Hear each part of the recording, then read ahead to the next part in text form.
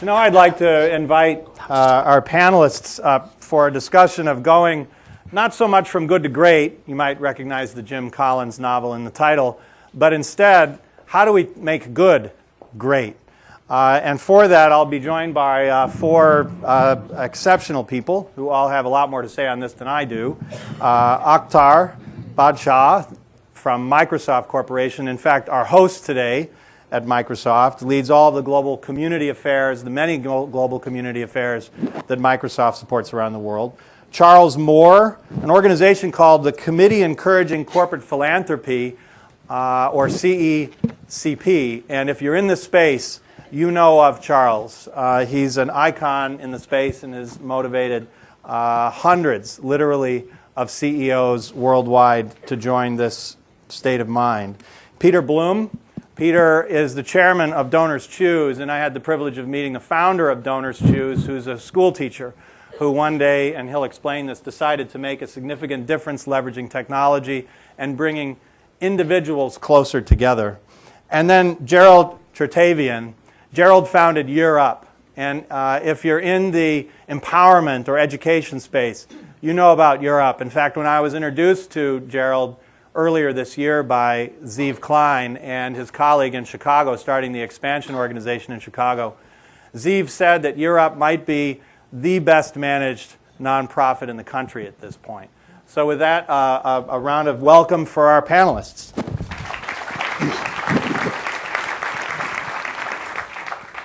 So I want to open by asking each of the panelists to briefly give a sense, I obviously just skirted over the top, of who you are, what your role is with your organization, and then speak briefly about what does social good mean in your context. So we're not really asking a generic question, what is social good? Oh, it's helping people or anything. I want you to go a level down and say, what does social good specifically mean in the missions and means within which you act? So Akhtar, why don't you start us? Well, I think most of you know what I do, so I might just keep that short. I manage Microsoft's corporate philanthropy, which is the company's investment back into the community to create social change and social good. So let me just kind of level down in terms of what do we really want out of that? Why do we do that? And what is the investments we make? And I'm just going to talk about two specific areas of our work. First, we are focused on empowering youth through Youth Spark. You heard Daniel Lewin, when he did the introductions, talk about it. But this is an attempt by the company to collectively bring all of its programs, whether it is through our business groups, whether it is through our product side, whether it is through our marketing, and through our philanthropy that are focused on youth, to empower them so that they can realize their future. And by helping them to get into jobs, to start something on their own, or to go into further education. And we partner with Europe as one of our national partners in the US to do some of that work.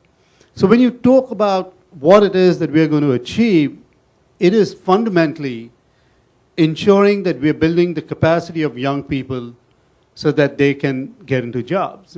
One of the things that we do want to measure, even in this economic climate around the world, is are people getting into jobs? And what kind of jobs? Are they starting something on their own? And what kind of enterprises are they starting? And if they're going for further education, what are they doing and where? So it is quite an ambitious effort for us to think about it. So when you kind of look at it, that it is money that is being invested, so there is tangible change that you can measure and you can evaluate, and then you can come back and look at what exactly you left behind. The second program that we do is all about empowering nonprofit organizations with technology. And here we kind of look at it in two different segments. One is, how many nonprofits are we supporting through our technology and what are they doing? Are they getting empowered? And that's a very large number, 50,000 nonprofit organizations, millions and millions of people that are using it, but it kind of becomes a little bit meaningless with such large numbers. So the other way we kind of look at it and say that, are we creating a institutional network, a support network that actually empowers nonprofit organizations? And one thing that we talk about is, TechSoup is a partner that we have been working with for the last 15 years that not only provides Microsoft technology to nonprofit organizations, but technologies from all other IT companies that nonprofit need. And we've actually created a social enterprise. And that becomes a legacy that you leave behind because it has fundamentally improved the nonprofit sector, because they are not just matching resources, but they're also providing services on top of that. So you can kind of look at it from those two viewpoints of what we mean when we make investments. Let me just stop. Great. Thanks, Akhtar. Charles. Okay. Committee Encouraging Corporate Philanthropy, CECP, was designed by Paul Newman, the actor, and John Whitehead, the great humanitarian and former co-chair of Goldman Sachs, to lead the business community in raising the level and quality of corporate philanthropy. What does that mean? Because it is the only organization in the world of just CEOs focused on the agenda of corporate responsibility and philanthropy. So it means you got to engage CEOs. We're more than just cheerleaders. I'd spent a lot of time being a cheerleader.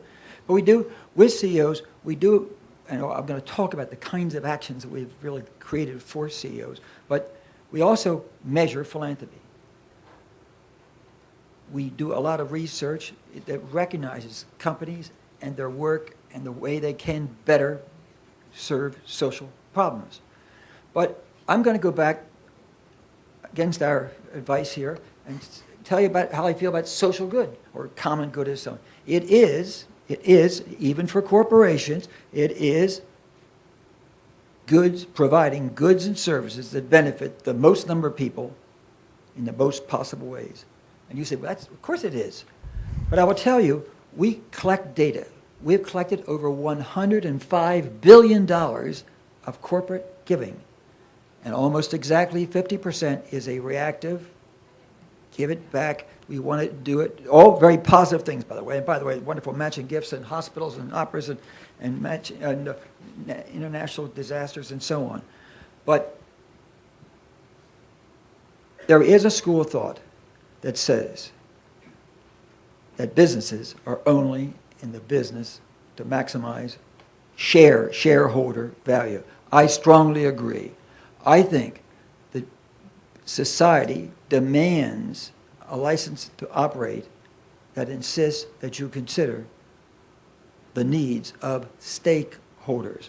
There's no question in my mind that the most enlightened companies invest in their communities, and that's the key word, invest in their communities as a core business strategy, and that maximizes, because we're talking about good to great here, that maximizes their impact on society. Charles, before we move on, have you seen from your research or others' research validation of this in hard numbers, that investing in communities, that doing the right thing, et cetera, actually leads to long-term performance and shareowner value? That's a loaded question. With $105 billion and a lot of research, including Goldman Sachs public service people working for a year and so on, you think we'd have all the answers. We don't have all the answers, I want to tell you right now. But we've written the best guide in terms of measuring the value of corporate philanthropy has been done, the best survey. And where we are today is we've been able to demonstrate that it does not hurt the profitability. But we have not yet come with a correlation, which I can tell you we are working very hard on with a lot of things. And by the way, it's not just philanthropy. There are a lot of non-financial measures that are really important in this whole picture, and they overlap, and that's what's hard about saying, yes, corporate philanthropy increases your profit. We've done a lot of correlation, and I want to leave you with a positive note. There's no question that it does help. We just haven't proven it, but we know for certain, and have proven, that it doesn't hurt the work. And more important, the thing you can't measure is what you do for your employees as you invest in society is terrific in terms of attitude, in terms of recruitment, in terms of retention, and that sort of thing. It's a very positive. Well, your organization certainly has a lot of anecdotal proof that there's significant value here, if only the fact that the 185 CEOs who not only are part of your organization, but personally show up on an annual basis to engage in this program, they must see some value there. Akhtar, you wanted to respond to that, and then we'll go on to Peter. Yeah, I mean, I think that part of the way you should look at it, and I think, Charles just touched upon a few of them, is for a company, investing in the company, in a community, becomes a license to operate. And that changes perceptions, it builds relationships, and it allows you to effectively function. So that's, a great way to think about what it means for your bottom line.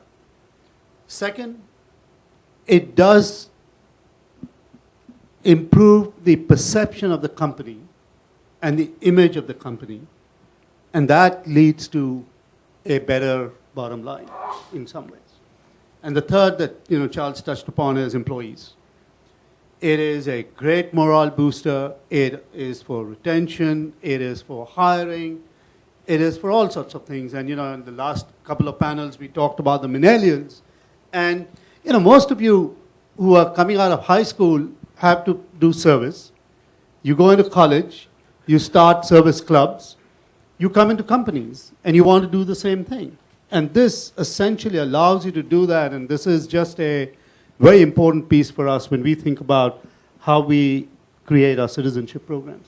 It does seem, from my vantage at the business school, that sort of service and meaning is more front and center for students coming up now. And I don't just mean the young students. I'm actually talking about mid-career EMBA students, 30 to 50, and they're seeking that. So we are seeing. Selected their jobs because of the perceived culture of the company. Yeah. But just to we got to get on. But don't get too carried away, Akhtar. Business reputation has never been lower. We may be doing a lot of great things, but we have to deal with the fact that the perception in terms of stakeholders, high expectations, has never been lower. And that's very dangerous for everybody. Peter. So I'd like to see a show of hands on good to great. How many people here have had at least one teacher in their life, either in elementary, middle, or high school, who you think was great and had a lifelong impact on you? Can I see hands? And that's the story of DonorsChoose.org. So it was started by an amazing teacher in the Bronx. We started in one high school in the Bronx. We now serve every single public school in the United States. Any teacher licensed in the United States as a public school teacher can put a proposal on the internet for something they want to do to enrich their classroom. It can be something as simple as crayons or books, field trips. We had one teacher put up a proposal to rebuild her playground. And then you as individual citizens can come to our website and you make the decision. We don't make the decision about what you want to support. And then you can actually fund that proposal. We will provision those goods to the teachers. And you will get feedback back from the teachers and the students about what the impact was of your contribution. And I think what's happened is some good teachers have become great as a result. So rather than talk about it, to honor Zeev and to honor all of you and what you're doing, the board of directors of Donors Choose is going to give each of you a $50 Donors Choose giving card when you leave this room. And if you care about education or you care about kids or even if you care about free money, then I hope you'll go to our site and try what we're doing. So I'll just give you one quick statistical overview and one quick anecdote. And for the students at Northwestern, I went to Northwestern, so I just want to say hi. And I even graduated miraculously. We have programs for people like that. Yes, remedial. So since we started this, I'm a technologist, and I think the trend that Microsoft and Apple and Google and many other great companies have really, I think, proven is that pushing intelligence out to the edge, empowering individuals to use technology, ultimately changes the entire proposition by which we interact with each other as a community. And that's really what we're doing, is we're pushing out to those great teachers that you each raised your hand on. We have 1 million donors. We've raised over $159 million for classrooms. All that's gone into classrooms at an average donation of $57. We've funded over 350,000 projects. We have about 25,000 projects on the site today, which you can, in fact, fund. And we've done that with 51 people. So I think what that demonstrates is the value of technology for philanthropy. So I'll finish with an anecdote. People ask me why I got involved with Donors Choose, and when we went to meet Charles, the incredible founder of our organization, who I am completely humbled to serve, he made a presentation to us with some kids about what Donors Choose could mean to students.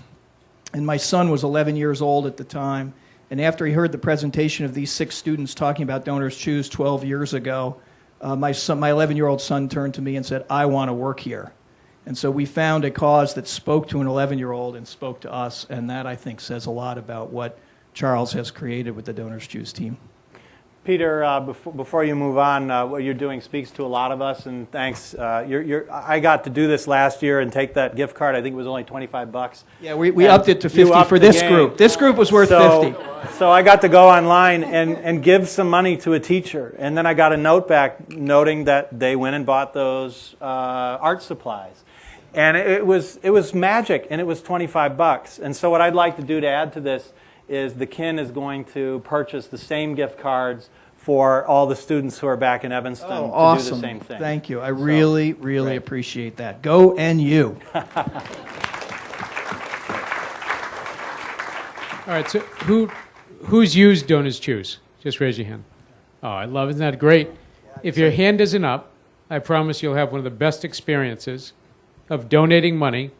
Do it with your child. If you have a child or a young person, get them to choose it themselves, what's important to them. I tell you, you'll come back and think that was one of the best experiences of helping a child think about supporting someone else, giving away money. Great organization, and I have a lot of respect for And what the you're second doing. best managed charity in America. I have the good fortune to be Europe's founder and CEO. And in a nutshell, what Europe does is we work with low-income 18 to 24-year-olds, and in 1 year, move those young adults from poverty to a professional career. So 1 year, you go from earning either nothing or minimum wage to earning, on average, $30,000, and typically working in one of 250 companies across this country, including Microsoft, including Google, Facebook, LinkedIn, Twitter, JP Morgan, EA Arts, the White House, NASA, GE, Coca-Cola, you name it. And so that, when I think about social good, we have this context right now of the highest youth unemployment in this country since we've started keeping records in 1948. So the highest level of youth unemployment we've ever had since we started counting. At the same time, we have more than 3.4 million open job vacancies in the country, and it's taking companies on average 6 months to find the workers that they need. So we have this skills gap happening across the country. It's going to get a lot worse before it gets better. In fact, the recession is masking it, and it's actually going to emerge as a very significant skills gap in this country. So one of the social goods we think about is how do we change the perception across this country of the individuals we serve, who happen to be 98% of color, 100% low income, 50% of whom live in 30 cities in this country. How do we change the perception of those young adults from being social liabilities to economic assets? Because if we can just change that perception alone, we change America. When we think about who's talented in this country, where does talent reside in this country? Where do you hire your next best worker? Do we look in our urban communities? Do we look in Harlem? Do we look in Brooklyn? Do we look in San Jose? And so when we think about the social good of changing perception of our top employers, to say, where do I think about my talent's going to come from? And so one of the social goods we think about is very perception-based, because if we saw those young people as assets and not liabilities, we would have a different country, because the opportunity platform that Maurice talked about does not exist for many, many low-income individuals across this country. In fact, looking at the glass and steel buildings in San Jose, in San Francisco, many young people from urban communities look at those buildings and say, I have no idea how I would ever get inside that building. And it has nothing to do with their ability, their drive, their motivation, their hustle, and it has everything to do with their zip code, the bank balance of their parents, the color of the skin, and the school system that they attended. And those are the wrong reasons to limit a person's potential in this country. So we think about that as a good. And the other good we think about as a business good that is social as well is we will not have a competitive global economy if we mortgage 20% of our young people, which we're currently doing. So right now, about 18% of all 18 to 24-year-olds in America are out of school, out of work, and don't have more than a high school degree. Can you imagine trying to run a democracy, a civil society, when you say right now we're going to mortgage almost 20% of every waking, walking 18 to 24-year-old in America, when we don't have to do that? And businesses who need to keep up, who need talent, who need that hungry, motivated, hardworking young person. So what we do is almost as an opportunity broker to bring that young person together with the best companies in this country and create a pipeline of talent from your urban communities into your Fortune 1000 companies and serve America broadly and help social mobility in this country in ways that we truly need to help. So we see that social good as much a business good as much as a social good, but seeing the two as intimately linked and mutually reinforcing in terms of providing opportunity and upward mobility for all Americans, not just some Americans. Do you want to add something, Akhtar? The piece I wanted to add is, you know, we, as I said, we've been involved with Europe, and I've seen some of these amazing transformations take place. But I wanted to kind of link it back to that business. We were just fortunate to have a vice president from our technology side in the company join the board of Europe in Seattle. When she joined, and, you know, I mean, our executives come to me and I kind of offer them a plethora of nonprofit organizations to go to. They choose one, and it's great. But she saw immediately an opportunity that said, hey, if I got my team to create a curriculum, I could actually start employing these kids not only to do my work, but to do work for a whole bunch of other companies that I serve, because there is a gap. And that talent does not exist. But I can actually just create a training model that can supplement what Europe is doing. And that's what they're doing. And that just comes about because she saw it as a business need, not as, you know, just providing charitable contribution. So I think that's the beauty of trying to do this work in a partnership model, rather than just looking at it as saying we're going to, you know, write a check and give it away. And it's really, on a prosaic level, it's a vital business service. You're offering a vital business service. It happens to have extraordinary social impact, and everybody wins. But Gerald, what I'd like to do, I think we all learn through stories, so I'd like to ask you to share one example of someone, a family, an individual, who's been through this experience and it's transformed their lives, their community, et cetera. But before I ask you to share that story, I'm going to then ask each of the other panelists to share their own story. Could be from your own organization, could be from another organization. And this is related to the question we talked about before, which is, think of an organization, a company, whatever, that's doing this stuff really well, that's having significant impact. And rather than just telling us what the company or the nonprofit is, share a story, something they did that had surprising, significant impact. So Gerald, share a story of someone. In the book that we just published, I can mention this gentleman's name because he allowed us to use his name in his story. His name is Rashawn. And Rashawn first tells a story about growing up in an abusive household. And he said, at the age of 16, I had to make a decision. He said it was a decision that I wouldn't want any child to ever have to make. It says, do you continue to allow your mother to be beaten by your father? And can you imagine having to make that decision at the age of 16? And so at the age of 16, he decided he could no longer take that and stand that anymore. And so he pushed his father down a flight of steps and broke both his legs in so doing. He had never been violent before. He has never been violent since. And he made a decision to protect his mother. Cost him a year of his life in what's called baby prison. Some may call it juvenile detention. When he came out, now he was a high school dropout, got his GED, and then realized, how am I going to get back in this society? I'm not a bad person. I'm a good person. In fact, he tested into the exam schools in Boston, Boston Latin Academy. He's a smart young man. And so when he came to our doorstep, of course he did well in the program and knocked the cover off the ball. He got an internship at 3i, the venture firm. They sent him to London to work on desktop support and helped us support. In fact, he called me from London one morning. It was about 3 a.m. when my phone rang and I got up from bed, and he said, "Gerald, I'm standing in front of Big Ben and Westminster Abbey, and I've never been out of my own city in Boston. It's unbelievable." I said, "Rashawn, have you heard about a time change?" It's 3 a.m. I love you, brother, but it's 3 a.m. And so Rashawn finished his internship. He got a job at State Street. We now have placed hundreds and hundreds of young people. We have 200 full-time graduates working at State Street. It's a great employer. Rashawn was over my house the other day with his beautiful wife, with his son, who he will look at and say, "You will have a father in the true spirit of having a father." I was at his wedding. We went to his wedding recently, about a year ago. And he said, "Gerald," and he shook his head as he was sitting on my picnic table out in our yard. We had a barbecue. He said, "I never thought I'd be here at this stage in my life. I now work at Bank of New York Mellon. I manage 14 people. I make $80,000 a year. 3 of my workers are year-up graduates and 2 are year-up interns.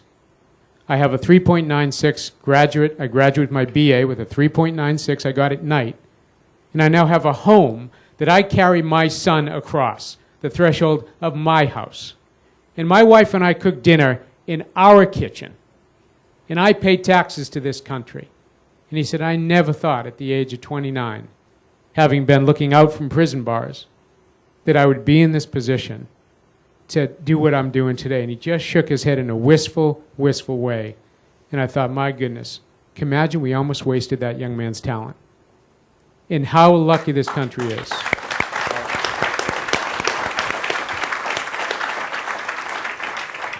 Thanks, Gerald. At risk, who would like to follow that? I'm going to follow with an admission. I can't top that one. So I'm going to tell 2 super quick stories. One is about a Donors Choose teacher who, on her own dime, went to Joplin, Missouri after the tornado and started knocking on doors and said, "There's a nonprofit called DonorsChoose.org. I'm going to teach you how to put proposals up on DonorsChoose.org." And we, through her, completely, we had nothing to do with it. She activated over 400 proposals on DonorsChoose.org that were all used to rebuild classrooms after the Joplin tornado. So when Sandy hit, Charles and I were scratching our heads about what we're going to do. And what we didn't realize is teachers had already self-organized on our site and were putting up proposals to help the kids who had lost their homes. And they were saying, "Look, I need a space heater. I need blankets. I need food for my kids." And what we realized was that Donors Choose was the platform to connect citizens to trusted teachers, and that we knew that those ravaged families were going to get their support through the Donors Choose platform without us doing anything. And so for us, the ability to extend the platform to people in need like that through the teachers, I think, has been a very gratifying experience. But actually, Gerald and Peter, there's something really interesting that draws these 2 stories together. Those are both individuals that benefited from your system, but that went an extra step or 2. They went beyond. And in any sort of social system, and we heard this in Maurizio's presentation, the way the system's self-organized, people step up. As we evolve, we can find ways to lift up those influencers, to lift up the people who take on their own accord leadership roles, and provide them additional platforms within our environment. Is that something you're seeing in the organizations you're leading? Very, very much so. Our whole alumni base, we're brought together in what they say is, we're ready to now lead. So we have a group of our graduates who formed a mentor corps. Wow. So they then get matched with 12 to 14-year-olds in their community to say, I want that 12 to 14-year-old to make a good decision, to not join a gang, to choose the right path. So what we're seeing is like a Teach for America who sees their core members as agents of change. We see our alums as community builders within their communities, as trusted professionals now in their communities to help younger children avoid some of the negative influences, make the positive choices they need to in their lives. Right. And just very quickly, so an organization in Israel saw what we were doing. What they now have is 2,100 volunteers who have a smartphone app. In Israel, if you suffer from a health issue, like a heart attack or diabetic coma, and you dial 911, it automatically geolocates you, and 10 volunteers who have all been certified are notified immediately. The 10 volunteers that are closest, the 3 that respond most quickly on their iPhones or their smartphones respond. The average response time now for a medical emergency in Israel is under 3 minutes. And the organization was recently contacted by Arabs in East Jerusalem saying we need the same level of service. And as a result now, there are 60 Arab volunteers partnered with Israeli volunteers going into East Jerusalem to give the same response time in the Arab community that they get in the larger Israeli community. Wow. And that grew out of the seeing the donors. Right. Charles. Now, those are easy stories to tell. I have to deal with CEOs. and that's like, you know all those stories. So I've had the most amazing experience. The last 4 months, I've done nothing but in their office meeting with CEOs. All the names you know, all the filings of their compensation you know, and so on. But there are a couple things I want to tell you about CEOs. So it's not a particular story, but it's about CEOs in general. Number one, they are driven by performance and recognition. They are very susceptible to growth and jobs. All they want to talk about is growth and jobs. Some will say, well, no, I'm not really the CEO. I'm just Mr. Growth Officer. So they care about that. But when I talk to them, they really talk about growth in a different way. They talk about smart, they talk about inclusive, and they talk about responsible growth. And that's the same growth they're talking about in terms of their social programs as well as their business programs. In fact, they align completely their business strategies and their social strategies. Now, as you talk about these, and I talk to them always at the agenda. You never get a date with a CEO if you don't have an agenda. And I never have an agenda. I just want to talk about their pain points. But as I talk to these CEOs, and this is the message I want to leave with you, there isn't a CEO that I've talked to over the last 4 months who doesn't look me straight in the face and say or admit, I have a greater ambition. I have a higher purpose. My company has a higher purpose, and we have to find a way to get it. That, to me, is very positive. That's a trend, is companies recognizing that their CEOs in particular have a rare opportunity and a shared responsibility to advance solutions in these broad areas we've been talking about in all walks of life and all challenges of life. But so my message to you is that CEOs are making a difference. When we ask them, by the way, and we do all the time, how many of you are involved or very involved in your social contributions programs? 90%. I challenge that number, by the way, but 90% will say they are. But the point is that they are making, and they're getting down into the organization and inspiring their employees and their managers. And when I talk to them about what are the next actions, they want help from us to bring the message to their boards and to the next level of management, the division president and so on. So they're caring about the future. They're investing in the future, and they're investing in the impact of their company. Charles, that comment you made about higher purpose, you see that more prevalent today than you did, say, a decade ago? Absolutely. And it's real. It's very real. Let me just say this. In my short, whatever it's been, 13 years running CECP, it's very clear that the mindset of the CEO, not just the CEO, but the mindset has changed from charity to impact. And business, and you will support this, I know, Akhtar. Business CEOs are really driving social change through their business strategy. They really care about the impact. Great. Akhtar, last word. So I just have, an amazing job.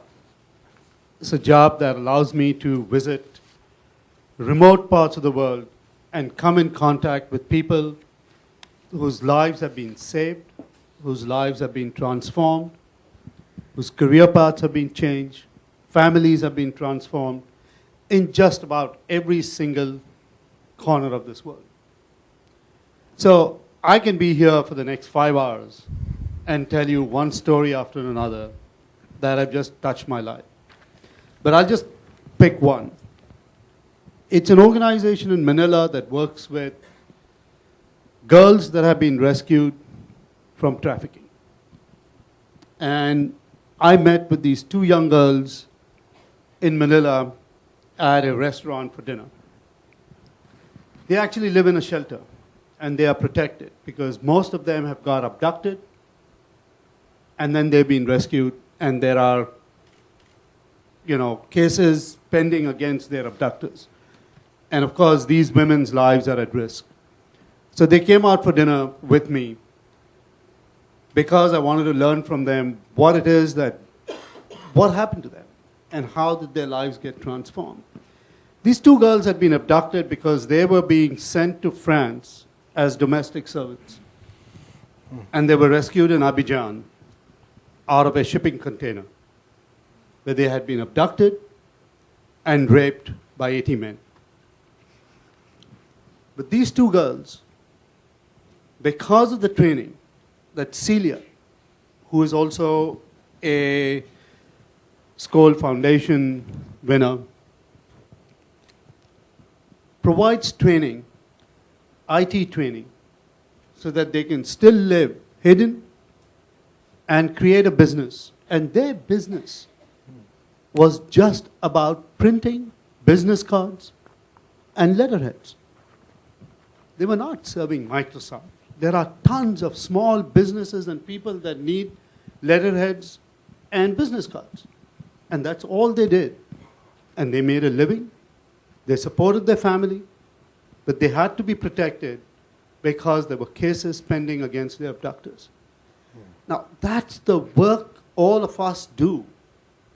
And those are the stories that we should tell in terms of impact. And that's the ROI and not anything else. And you will meet 5 individuals, 5 teams this evening that are our Imagine Cup grant winners, and you will hear their stories of what they are doing to bring about change. And that's really the work that we all do collectively, whether it is sitting within a corporation or a nonprofit organization that is out there doing work on the ground. Thank you.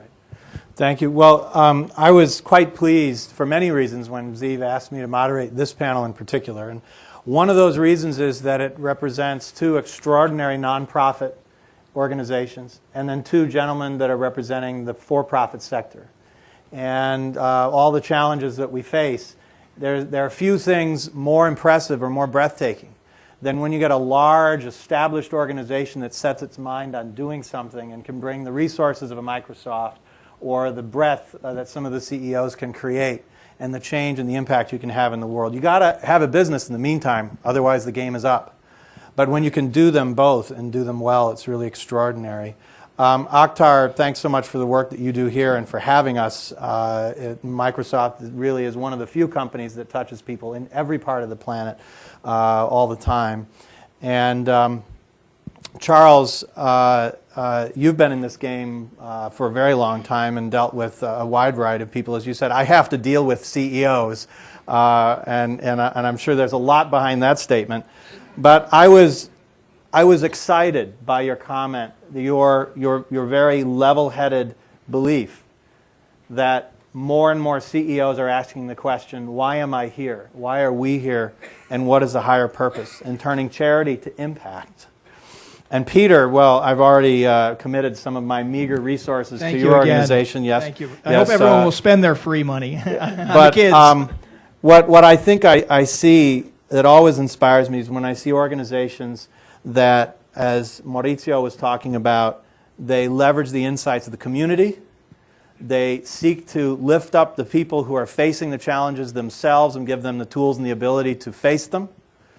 They enable people to discover and pursue their own missions. I spiritually believe that discovering and pursuing your mission is an opportunity and, in fact, a responsibility, not just for ourselves, but to help others do that. And Gerald, similar observation. You made the comment about how do we take people that we often look at and say this is a social liability, this is the end of capitalist society as we know it, and turn them into what they are, which is an asset. And so how do we give them the tools and the opportunity to pursue, discover, and pursue their missions? It reminds me of a comment that was jarring to me that a gentleman made at Kin Global, our annual event at Kellogg with a Kin. Richard Boley, he was for some time in charge of initiatives for the State Department. And he got up in front of us all and he said the following. We didn't know anything more about him. It was a little shocking. He said, a terrorist and an entrepreneur are two sides of the same coin. And it's a little shocking when you hear it. But he said, you know, who has more passion? Who gets up every day against all the odds to make extraordinary things happen that no one else believes could possibly happen? Who else will go to the mat to make their vision reality? And his observation was so powerful because when you have not just young people, but everyone, but especially young people, who are looking for models, they're looking for ways to contribute, ways to build their own lives, to support their families, etc. And if all they see is despair, if all they see is handouts with nothing at the end of the tunnel, then what are they supposed to think? But if they see organizations like yours, then we all have a great future. The democracy of America is at stake. The prosperity of the world is at stake. Thanks so much. Robert, can I just say, Please. so I wasn't allowed to announce this until I'm now allowed to announce it because it's not embargoed anymore. So I just want everyone in the room to know that today we're announcing that Google just gave Donors Choose $5 million so that we could actually, in each classroom in America, any teacher who starts an AP class will get a $10,000 Donors Choose giving credit into their classroom as a seed investment to really try and revitalize some of these schools. And that we just found out. So Congratulations. Wow. Thank you.